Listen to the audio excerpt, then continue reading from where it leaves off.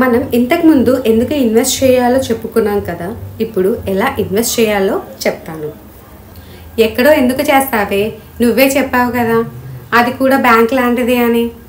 మన సందు చివరిలోనో లేక మెయిన్ రోడ్ మీద ఉంటుంది, అక్కడికి వెళ్ళి డబ్బులు దాచుకో. అలా కాదు నానమ్మ, షేర్స్ కొనడం అమ్మడం అన్నీ ఎలక్ట్రానిక్ ఫామ్లో చేస్తాం. మనం కిరాణా స్టోర్లో ఎలా అయితే మనకు కావాల్సిన ఐటమ్స్ కొంటామో, షేర్స్ కూడా మన కంప్యూటర్ ఆర్ మొబైల్ ద్వారా ఎలక్ట్రానిక్ ఫామ్లో national stock exchange or Bombay stock ఎక్స్చేంజ్లో షేర్స్ బై ఆర్ సెల్ చేస్తాం. అవునక్క, ఈ ఎన్ఎస్సి ఆర్ బిఎస్సి కాకుండా వేరే ఎక్స్చేంజెస్ లేవా? ఒకప్పుడు Bengaluru stock exchange BGSE, Madras stock exchange MSE and Calcutta stock exchange CSE. But అవి ఇప్పుడు ప్రజెంట్ ఉన్న ఎన్ఎస్సి ఆర్ బిఎస్సిలో మెర్జ్ అయ్యాయి లేదా క్లోజ్ అయ్యాయి. సరే, ఇప్పుడు మనలాగా మార్కెట్లో షేర్స్ బై ఆర్ సెల్ చేసే వాళ్ళని మార్కెట్ పార్టిసిపేట్స్ అంటారు. వీళ్ళు బ్రాడ్గా 5 టైప్స్ ఉంటారు. First, domestic asset management companies అంటే HDFC AMC and SBI mutual fund లాంటివి. వీళ్ళ గురించి మనం రెగ్యులర్గా యాడ్స్లో వింటుంటాం. సెకండ్, డొమెస్టిక్ ఇన్స్టిట్యూషన్స్ అంటే వీళ్ళు ఇండియాలో ఆపరేట్ చేసే corporate companies. Third, foreign institutional investors అంటే వీళ్ళు foreign corporate companies AMC and hedge funds అన్నమాట. Fourth, NRIs.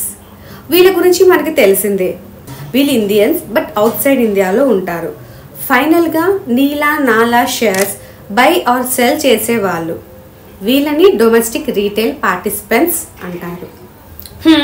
సరిపోయింది, మనం కొనాలంటే ఆ షాప్ ఇక్కడ అక్కడ లేదా, ఏ బొంబాయిలో ఎక్కడో ఉందా? నేను 100 రూపాయల కోసం మర్డర్ చేసిన సందర్భాలు ఉన్నాయి. ఇలాంటి వాళ్ళు ఉన్న కాలంలో ఉన్నాం మనం.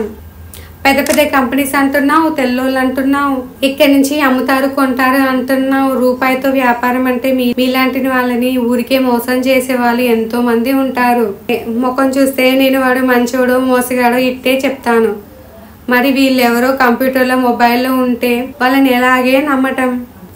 కరెక్టే నానమ్మ, నువ్వు మమ్మల్ని మన ఇంటిని ఎలా ప్రొటెక్ట్ చేస్తున్నావో మాలాంటి రిటైల్ ఇన్వెస్టర్స్ని stock market and ethical practitioners నుంచి ప్రొటెక్ట్ చేయడానికి మాకు ఒక ప్రొటెక్టర్ ఉంది. అదే securities and exchange board of India, SEBI. SEBI యొక్క ముఖ్య ఉద్దేశం స్టాక్ ఎక్స్చేంజెస్ని రెగ్యులేట్ చేస్తూ, స్మూత్గా ఎక్స్చేంజెస్ని రన్ చేస్తూ, వాటి డెవలప్మెంట్ని ప్రమోట్ చేయడం, రీటైల్ ఇన్వెస్టర్స్ ఇంట్రెస్ట్ని వేరే మార్కెట్ పార్టిసిపెంట్స్ అన్ఫేర్ ప్రాక్టీసెస్ నుంచి ప్రొటెక్ట్ చేయటం లాంటివి చేస్తుంది. ఇవే కాక వేరియస్ ఎంటిటీస్కి definite rules and regulations set చేస్తుంది. ఆ లీగల్ ఫ్రేమ్వర్క్ సెబీ వెబ్సైట్లో మనం చూడవచ్చు.